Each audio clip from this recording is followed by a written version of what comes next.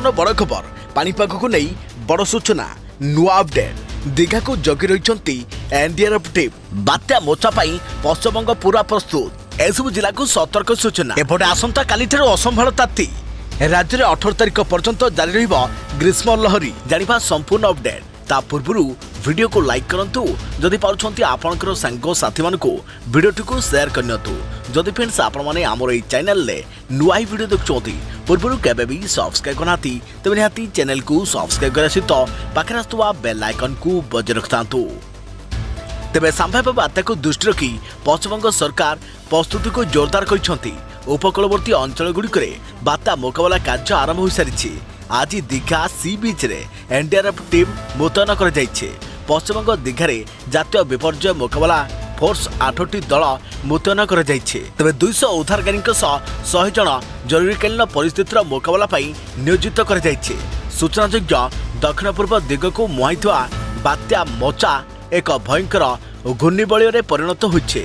IMD अनुजाई mocha गत 24 घंटा मध्य 9 kilometre गति करुछे।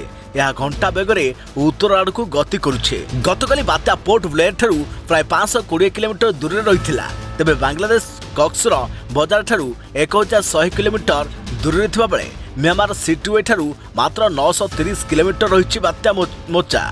तेबे भारतीय पाणीपाग विभाग आईएमडी एक विवृत्ति में प्रकाश करिछि।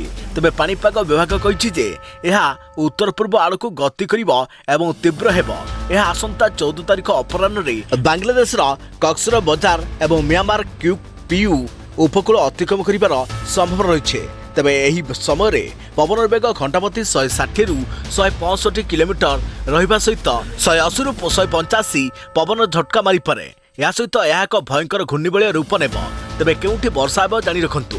पाणीपाग विभाग उत्तर पूर्वर अनेक राज्य एवं अंडमान निकोबर द्वीपपुंज पई वर्षा सतर्क सूचना जारी करिछि। तेबे केंद्रीय बंगोपसागर घूर्णिबलय गति हेतु एही अंचल रे प्रबल वर्षा हेबार संभव रहिछि। तेबे 13 तारिख 14 तारिख एवं 15 तारिख रे अंडमान एवं निकोबर द्वीपपुंज रे प्रबल प्रबल वर्षा हेबार संभव रहिछि।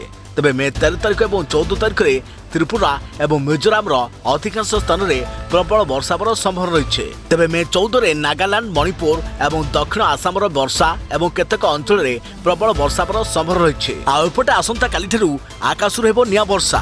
आसंता 18 तारिख पर्यंत जारी रहिबो प्रचंड ग्रीष्म लहरी। घरू बाहरिबा मना सतर्क सूचना।